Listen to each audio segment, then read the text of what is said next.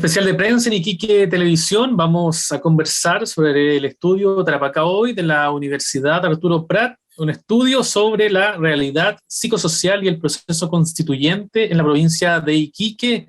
Para eso vamos a entrar en detalles con Carlos Acevedo, sociólogo y académico de la carrera de Psicología de la UNAP, y Marcelo Gaete, director de la carrera de Psicología de la Universidad Arturo Prat. ¿Qué fue lo que más le llamó la atención de este estudio que se realiza a nivel local? Porque generalmente la información que llega a regiones son las encuestas que se hacen telefónicas, que CADEM, que es como la más conocida, ¿no? Pero son resultados más que nada que se concentran en Santiago en gran parte. Nosotros empezamos el trabajo de campo en el mes de junio y terminamos en el mes de julio. Por tanto, el proceso constituyente todavía tenía un cierto efecto en la población. Luego, los datos que aparecen en el informe son amplios, ¿no? Hay varios aspectos interesantes, y uno de los temas generales e importantes asociados al proceso constituyente es que nos llamó mucho la atención la cantidad de personas que se inclinaba por un voto indeciso. Es decir, todavía no tenía capacidad de decidir si aprueba o rechaza frente al proceso constituyente. Claro, en ese sentido, un 38% se declaró indeciso. Un 30%, un 30% no sabía cómo votar. Y un 8% no sabía si iba a ir a votar. Entonces todavía no se decía, pero en total, o sea, si sumamos a dos, es un 38% que no estaba seguro. La mayoría iba a ir a votar, pero no sabía cómo. Y un porcentaje de 8% no estaba seguro si todavía va a ir a votar. Bueno, los elementos que llamaron la atención con relación a lo que estabas preguntando de los resultados, por ejemplo, es muy importante el tema de haber leído la Constitución o la propuesta de nueva Constitución. Las personas que han leído la totalidad de la propuesta o una parte, elevan mucho las probabilidades de votar apruebo versus votar rechazo, ¿no? También vimos que la mayor parte de las personas que están indecisas son jóvenes, son estudiantes. O sea, son personas que todavía no aclaran, no tienen una visión muy clara ni segura del futuro. Y eso es un punto importante. O sea, eso es un dato que nos llamó mucho la atención. ¿Por qué la población joven, en general estudiante o recién incorporándose al campo laboral, está indeciso de votar por este proceso constitucional?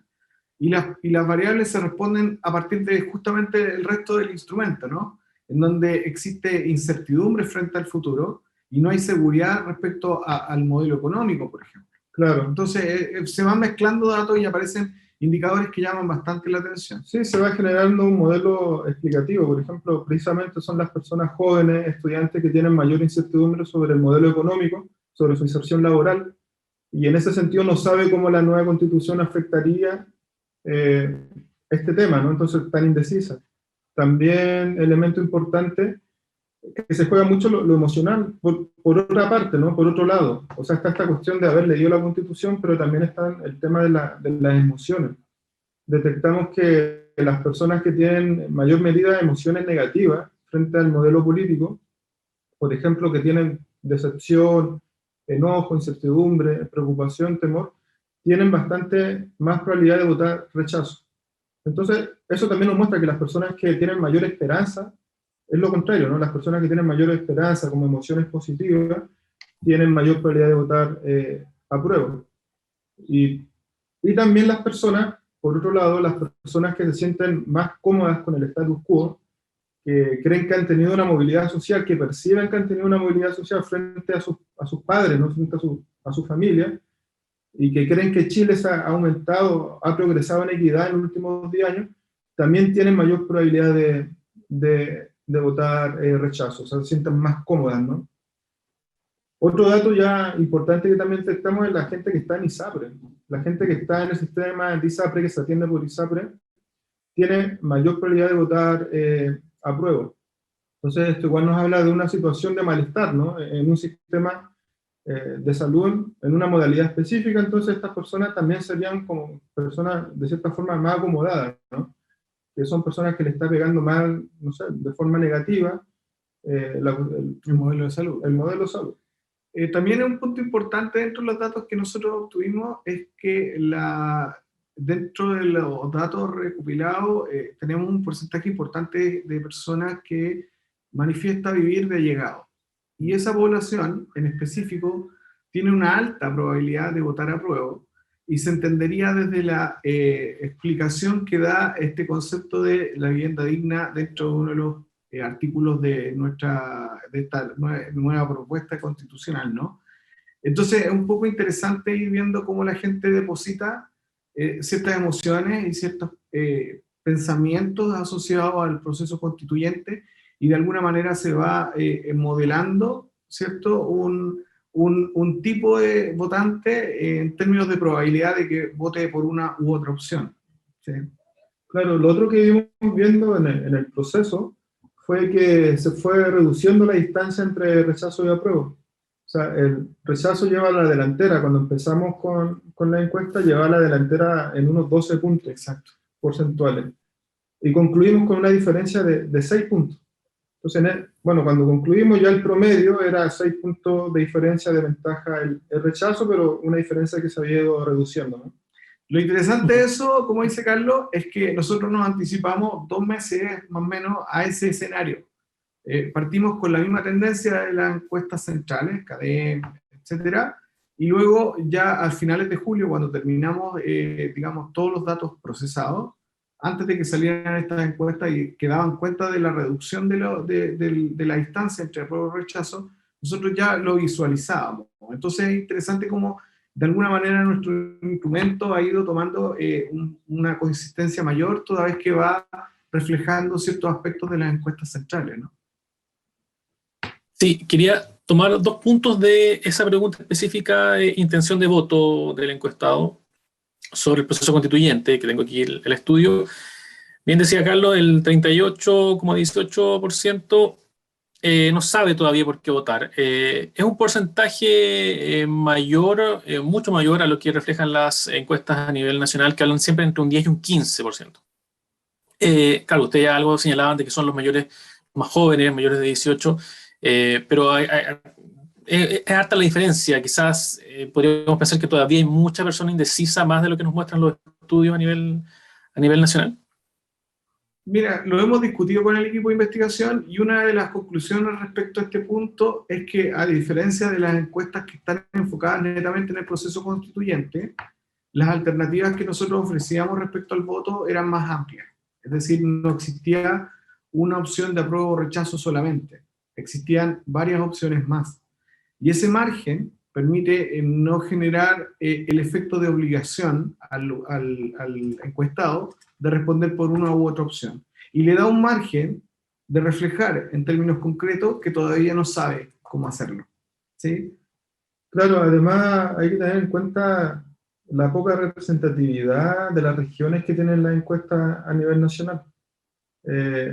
Yo creo, bueno, como ese porcentaje menor de indecisos, desde mi perspectiva, desde la metodología que se trabaja en las encuestas nacionales, representa casi prácticamente a Santiago. La encuesta por ciudadano se supone que es representativa a nivel nacional, hace un muestreo aleatorio estratificado, y en Tarapacá entrevistó a 9 personas, encuestó a 9 personas de la región de Tarapacá. Entonces, a partir de 9 personas, ellos hacen una inferencia a toda la región, lo cual metodológicamente no es muy válido, ¿no? En términos de la confiabilidad, de la representatividad y de la confiabilidad y de la validez de la inferencia que uno está realizando. Y así son las encuestas nacionales, por eso que también nosotros teníamos esta necesidad de levantar datos no solamente de este proceso, sino que de otras variables, ¿no?, de las personas de la región. Y la segunda pregunta que tiene relación con esa, la segunda pregunta para ustedes, que tiene relación con esa pregunta del estudio, es sobre la diferencia, la pequeña diferencia que hay entre el apruebo y el rechazo, pero hay una situación regional y muchas personas incluso lo adelantan que podría ser el resultado por el tema de la inseguridad, la misma crisis migratoria. Muchas personas incluso avisaron un resultado muy parecido a la presidencial, hablando de un 60% rechazo, 40% apruebo. En la región al menos, sabemos que claro, la diferencia entre Santiago y regiones son distintas las preocupaciones, pero también llama la atención que esa diferencia, al menos en el estudio que hicieron ustedes, no es tan amplia? No sé si también lo han discutido entre ustedes. Bueno, por una parte yo creo que es muy complejo este proceso, que es distinto a las elecciones presidenciales. Juegan muchas otras variables, por ejemplo, hay dimensiones emocionales que están siendo muy fuertes. El tema también de la lectura de la Constitución es muy importante. Y también el tema del proceso. O sea, las personas, que son datos que igual detectamos, entre más están de acuerdo con que la Constitución se generó en un proceso democrático, la propuesta se generó en un proceso democrático, y que la Convención los representa, tienen mayor probabilidad de votar a prueba. En cambio, las que creen que el proceso no fue democrático y que la Convención no los representa, tienen mayor probabilidad de votar rechazo. Entonces, pero como digo, es muy complejo. Yo creo que es un plebiscito muy complejo que rompe los esquemas anteriores, que eran más bien clivajes tradicionales de cómo la gente vota, ¿no? Acá nosotros tenemos muchas variables. O sea, los modelos estadísticos, fue un modelo estadístico multinomial, logístico multinomial, ingresamos muchas variables y que en el modelo al final no son significativas. Entonces, por ejemplo, salario no es significativo. Muchas variables que en otros procesos son significativas, acá no lo son. ¿Qué quiere decir? Por ejemplo, que salario, dos personas pueden ganar lo mismo, pero su intención de voto es totalmente distinta. Y así, o sea, la mayoría de las variables no son significativas. Por eso digo, es un proceso muy complejo. Sí, mira, y para complementar eso, hay un tema que es de transversalidad. Aquí no hay polaridades. Hay gente que puede ser de izquierda o de derecha, pero está entrecruzada en el contexto de qué va a votar, ¿sí? Entonces, desde esa perspectiva, yo creo que es súper importante entender que estamos, como bien dice Carlos, en un proceso diferente, en donde evidentemente la sociedad está no tan segmentada como fue en el último proceso eleccionario, ¿no? Ahora, lo que sí vemos es que, por ejemplo, en términos del padrón electoral, si nosotros calculamos los datos que tenemos de gente que emite un pronunciamiento respecto al voto, si aprueba o rechazo, parece ser que nuestro estudio refleja justamente aquellos que han ido a votar en los últimos procesos, ¿no? En un proceso no obligatorio. ¿Me entiendes? Entonces, eso sí es un dato interesante. Ahora, lo que nosotros en alguna forma queremos plantear es que esto exige entender que esta es una dinámica nueva frente a un escenario país distinto, en donde no hay una polaridad partidista de fondo, sino más bien un sentir de la población respecto a todo lo que ha surgido en torno al proceso constitucional. Marcelo, Carlos, muchas gracias por su tiempo y por su disposición de compartirnos esta experiencia, cómo se hizo, los resultados, una interpretación también de los números, que a veces no es llegar y decir que va punteando este, va perdiendo este otro. Es más complejo que eso, pero gracias por haber compartido esa experiencia con nosotros. Muchas gracias por la invitación y bueno, quedamos a su disposición cuando sí lo requieran. Sí, muchas gracias, Mauricio, y cuando gusten estamos disponibles. Solamente quería finalizar, bueno, darle las gracias a los estudiantes de psicología, que realmente apoyaron muchísimo, súper motivados, súper involucradas en el trabajo. Y también mencionar a nuestros colegas también que participaron en el estudio, que son Cristian Ortega, Eduardo Zamora, Cristian Gómez y Héctor Solórzano. Entonces, bueno, un agradecimiento, porque esto fue un trabajo en equipo, ¿no? Con estudiantes y académicos. Muchas gracias. Super. Muy bien. Gracias. En este especial de prensa de Iquique Televisión conversábamos con 2 de los 6 académicos que participaron de este estudio, Carlos Acevedo y Marcelo Gaete, quienes realizaron este informe también junto a alumnos de la carrera de Psicología de la Universidad Arturo Prat.